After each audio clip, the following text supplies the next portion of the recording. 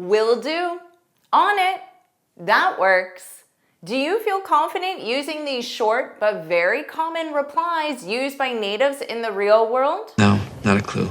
Today you'll learn how to use the most common two-word replies like will do, on it, that works, and 23 more. Welcome back to JForrest English. Of course, I'm Jennifer. Now let's get started. Let's start with will do, a two-word reply I use every day. This is used to say you will complete a task or follow an instruction. Will do. For example, if your boss says, please send me the updated report before lunch, and you want to say that you will do that task, simply say, will do. And you can say this verbally, you can send it in a text message or an email, and you only need these two words. These two words mean, I will send it before lunch. If your coworker says, make sure you print 12 copies for the meeting today, and you want to accept that task, again, those two words, will do. I'll print 12 copies. Just do not turn this into 4 words and say, I will do it. That's a direct translation that natives don't use. We use the two words, will do. Another very common two-word reply you need to know is on it. This is to say you are handling something now. So if your boss says, can you update the product page of the website? You can say on it. I'm on it, okay? Now, this means I'll update it right now. It can also mean you are updating it. So if you reply back as an email on it, you could have already started the task. So if your boss says, we need the latest numbers before the meeting, you can say on it verbally and then start walking away to get those latest numbers. The full form is I'm on it, but natives will commonly just drop the subject and auxiliary verb and say on it. Let's look at the difference between will do and on it because they're very similar. Will do means you will complete a specific task in the future. That's important.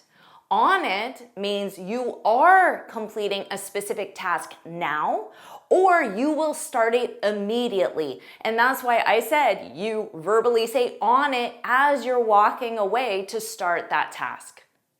Let's review sounds good. Sounds good. Make sure you get that S. Sounds good.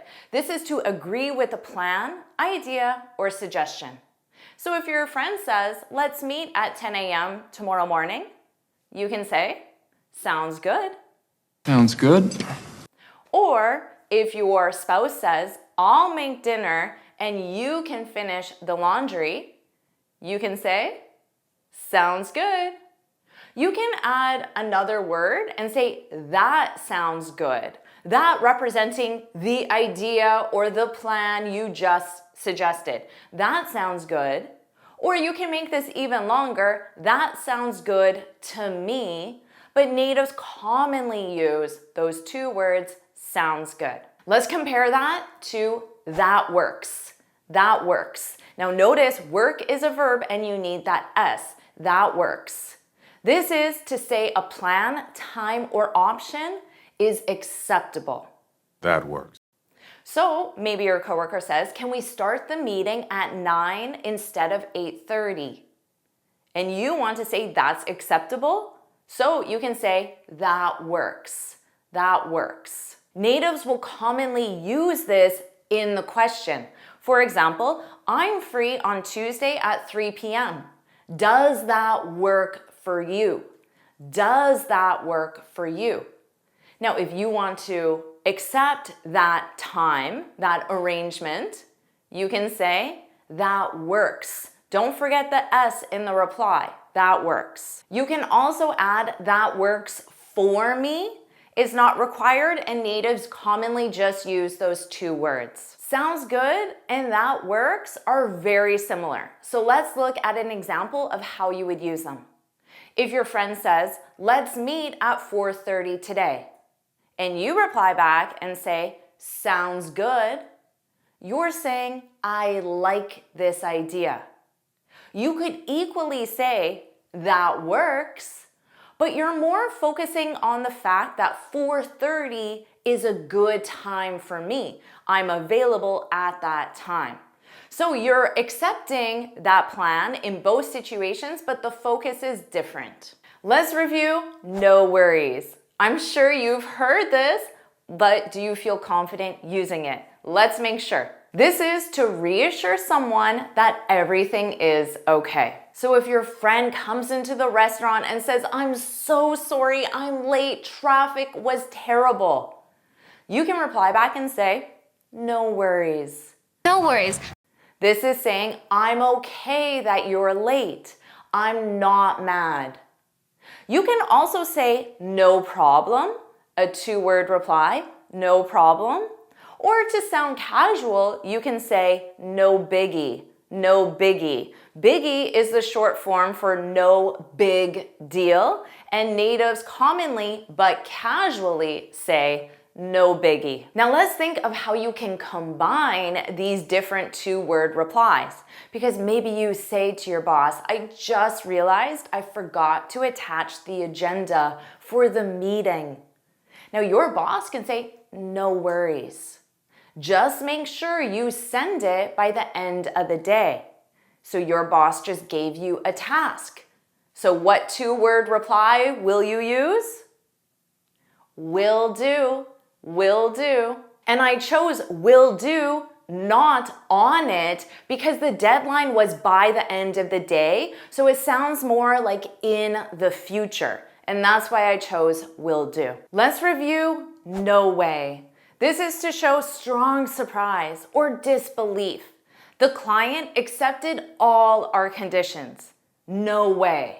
No way, no way, no way. This means I'm surprised the client did this because we had many conditions and some weren't even reasonable. Or she finished the entire presentation in one night. No way. I can't believe she finished it that fast. You could even combine both of those together. You could use no way and then give more information. No way is also used to strongly refuse something.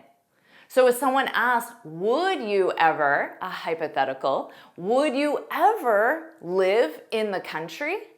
So the countryside, a rural area, and you are a city girl or a city guy. So you say, no way.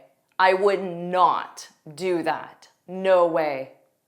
Or the client says they'll sign the contract if we reduce the price by 20%. But you want to strongly refuse. You can say, no way. We will not reduce the price by 20%.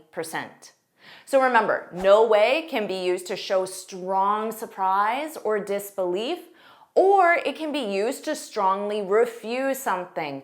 Context will make it obvious. Let's review for sure. For sure. This is to strongly agree, confirm, or say yes. So if someone asks, can you help me carry these boxes? You can say, for sure, for sure. For sure. Yes, I'm happy to help. Or to agree to a plan, someone could ask, are you coming to the company picnic this weekend? For sure. Now you can absolutely use those 2 words. You can put it in a full sentence. I'm for sure coming. And the placement is flexible. I'm coming for sure. This is like saying, yes, I'm definitely coming. Let's review got it. Got it. As a reply, this is to say that you understand. So if someone says, please use the new pricing sheet, not the old one, you can say, got it. Got it, great. This means I understand which pricing sheet to use. Or you might say, Jennifer, I need you to help me prepare for my IELTS. And I reply back and say, got it. This is me saying I understand what type of help you need because I help students with many different areas. So I understand your specific need. Got it. Now maybe you ask your friend to borrow your new dress and you say, you can borrow my new dress, but you have to dry clean it before you return it. Now your friend adds, got it? But notice she adds it as a question, so a rising intonation. Got it? And then you can reply back, got it. A falling intonation to accept that. And then your friend can say, good. Good that you understand the instruction. Now remember, when you use got it, you're saying, I understand the requirement. You could also reply to your friend and say, will do, which means I will complete the requirement. Let's review makes sense. So notice there's an S on make, but because the next word starts with S, you'll hear that one sound. Makes sense. Makes sense. This is to say you understand or agree with an explanation, reason, or situation. If the sales director says sales were lower this month because of gas prices, you can say, makes sense. Makes sense. You're saying the explanation is logical. Or maybe your friend says, I quit because I had to work nights and weekends and I couldn't be there for my kids. And you say, makes sense. Again, the explanation is logical. I use this a lot with my students. So let's say I'm teaching a concept and I say, you can't use the present perfect with a specific past time reference like yesterday. Does that make sense to you? So that's me using it in a question form. Now you can reply in a full form and say, yes, that makes sense to me. Or a little shorter, yes, that makes sense. Just the two words, makes sense. Or you can even modify it. Makes total sense, makes perfect sense, Jennifer. Let's review all good, all good. This is to say everything is okay. So if someone asks, is the website working now? All good. The full form would be, it's all good, but natives commonly drop that subject auxiliary verb. And this means, yes, it works now. So everything is okay, there are no problems. I'm all good, all good. Or if someone asks, do you need anything else before the meeting? And you say, all good. You're saying, no, I don't need anything else. Because of that, you could also say, nope, I'm all good. This is like saying, I have everything I need. Let's review not yet. This is to say something has not happened until now. So if I ask, did the client reply? You can say, not yet. Not yet. The client has not replied, but it's still possible. Or, have you reviewed the contract? You can say the full form using the present perfect, I haven't reviewed it yet. Or you can just use the short form, those two words, not yet. Let's review all set. This is to say you're ready. Are you ready for the call? All set? Yes, I'm ready for the call. Do you have everything for the presentation? All set? Yes, I have everything I need, so I'm ready. Okay, I'm all set. Now, this is commonly used also as a question. All set? Rising intonation, all set. And then as the reply, lower intonation, all set. Because we're talking about short two-word replies, remember, you can frequently use the subject and auxiliary verb or main verb. For example, I am, I was, I do, I did, I have, I had, I can, I could, I will, I would, I should, I might. Now remember, you're using these as replies. Let's quickly review them. Are you ready? I am. I am. So you're using the two-word reply instead of saying I am ready. You're just saying I am. Were you late? In the past simple, I was. Do you agree? I do. Did you call? In the past simple, I did. You could say I called, which is also a two-word reply, but you can use I did. I did. Have you eaten?